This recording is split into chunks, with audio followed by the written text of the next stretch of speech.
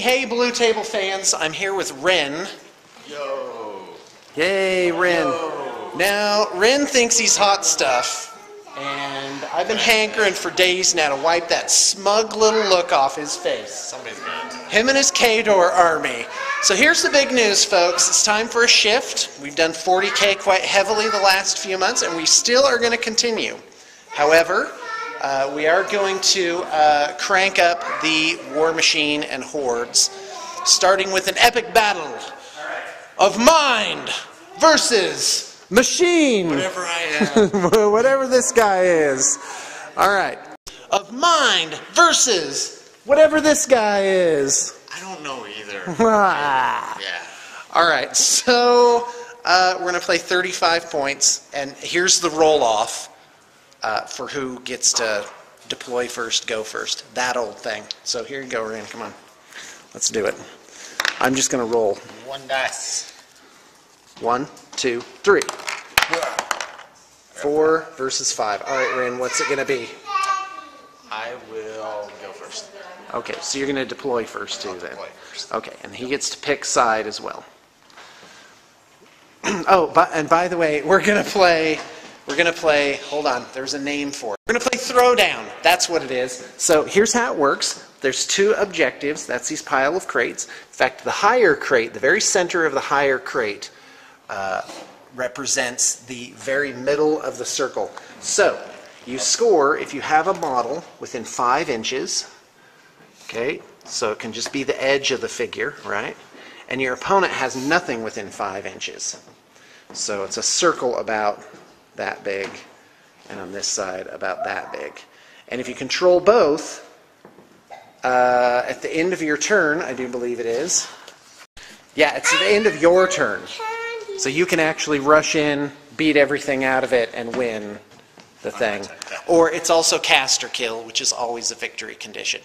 So there you go. Some candy corns. Wait, what do you want? Do you want to play too? I want some Are you a goblin bodger? I want some candy corns. Okay, you can have some. Oh, I take yeah. All right. I decided to take this side. Okay, take the side Sean's not standing on. Thank you. How accommodating of you. All right, sounds good. So get your 35 points, and we're going to crank it up. Hey. All right, Ren has set up. I'm going to have him tell you what's what here, but I thought we'd take a quick flyby. Looking like he's pretty heavy in the center here. Now, this is Khador versus Retribution. And Retribution can't really go toe-to-toe with these guys, especially not with the units I've picked, which you'll see momentarily.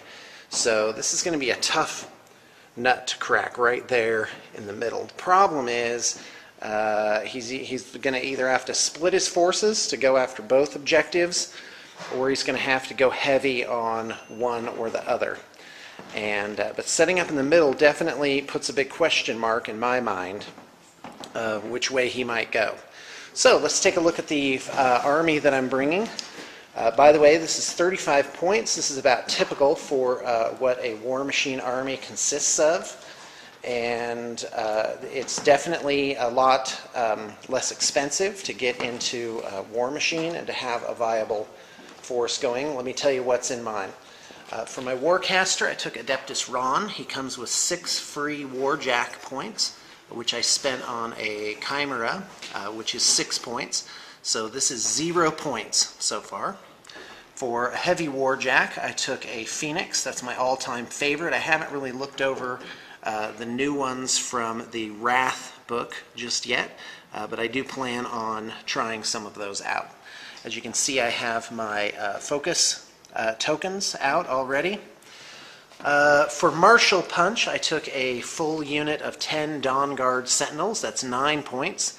A Sentinel Officer and Standard Bearer. That gives them a really groovy ability that allows them to strike back. And that's 2 points. And then I took 3 units each of 6 House Shail Battle Mages, aka Kittens with Mittens. And the special ability here is they can push or pull enemy units using these Force Glove things, actually called Power Gauntlets.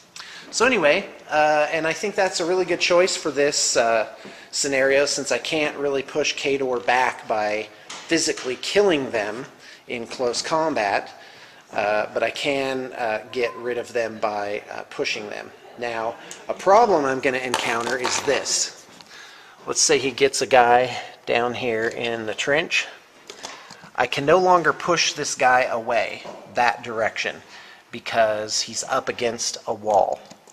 And so hopefully Rin won't use that to my disadvantage during the game. So nothing for it but for me to set up, and we'll take the first turn.